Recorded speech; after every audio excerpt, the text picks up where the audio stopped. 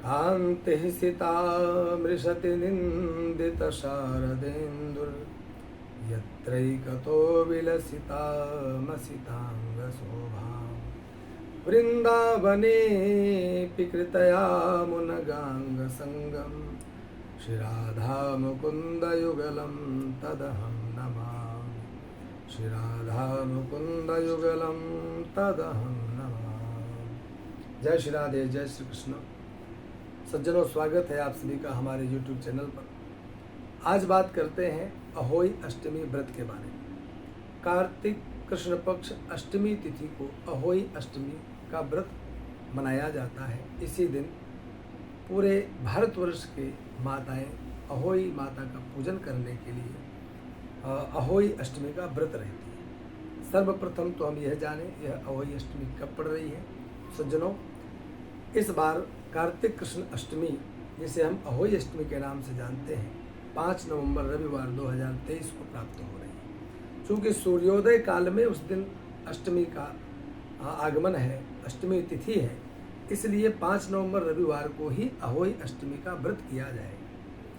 सुगम संयोग यह भी है कि इस व्रत की अनेक वर्षों के अलावा, अन्य वर्षों के अलावा इस वर्ष इस व्रत की महत्ता इसलिए भी बढ़ जाती है कि इस दिन रविवार है, पुष्य नक्षत्र भी आ रहा है। प्रातःकाल 6:36 से लेकर के लगभग 10:38 तक प्रातःकाल ही मध्याह्न पूर्व रवि पुष्य जो योग प्राप्त हो रहा है। पुष्य नक्षत्र सभी नक्षत्रों का राजा माना जाता है, ये आप सभी जानते होंगे। और रविवार के दिन जब यह पुष्य नक्षत्र पड़ जाता है तो अत्यंत सुगम संयोग बन जाता है।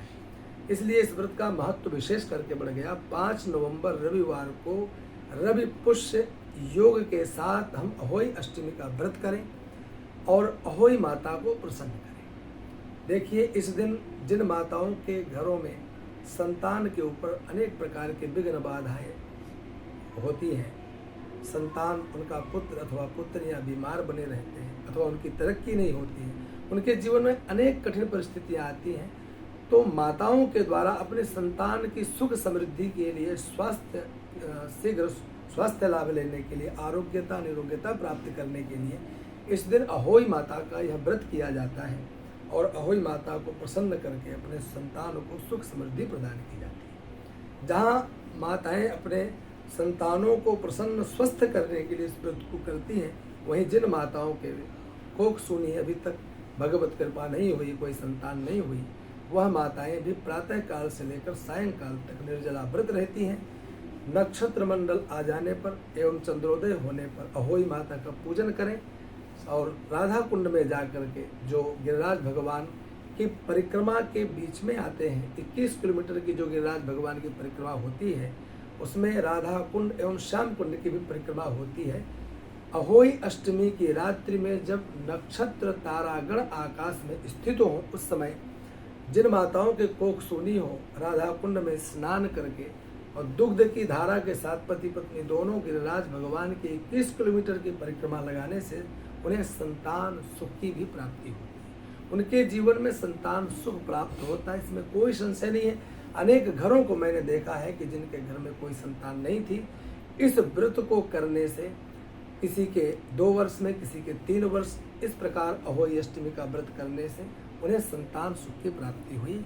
तो सभी से मेरा एक ही निवेदन है कि जो यह अहोई अष्टमी का व्रत आ रहा है, वो सभी माताएं, चाहे वो संतान को सुखी करना चाहती हों और चाहे संतान प्राप्त करना चाहती हों, बताए गए दिशा निर्देश के साथ आप लोग व्रत करें, अहोई माता का पूजन करें, चंद्रदेव का पूजन करें, चंद्र भगवान को अर्घ्य दें एवं राधा कुंड में स्नान करके संपूर्ण गिरिराज भगवान की परिक्रमा लगाएं।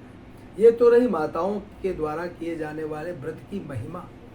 अब मैं बात करता हूँ भक्तों के लिए। तो केवल माताएं ही इस व्रत को कर सकती हैं, ऐसा कोई विधान नहीं है, अपितु इस व्रत को सर्वाधिक मात्रा में भक्त भी कर सकते हैं।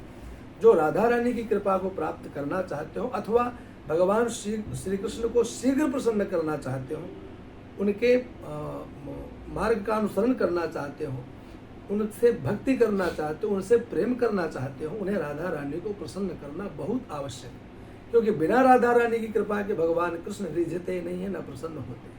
तो ये अहोई अष्टमी के दिन उन भक्तों को संध्या काल में जाकर लगभग शाम को 6:36 पर नक्षत्र तारागण आकाश में उदय होंगे और उसके बाद 8:38 पर रात्रि में चंद्रोदय होगा।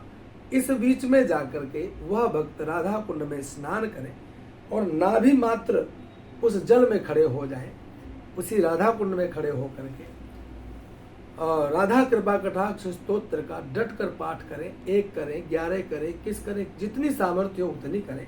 और अगर आप राधा कृपा कटाक्ष स्तोत्र चूंकि संस्कृत में अगर पाठ नहीं कर सकते हो तो वहाँ राधा नाम संकीर्तन करते हुए जितनी देर आप राधा कुंड में खड़े रह सकते हो, खड़े रहकर राधा रानी को प्रसन्न कर सकते हैं।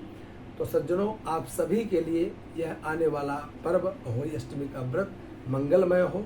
आप सभी को बहुत बहुत शुभकामनाएं, बहुत बहुत बधाई।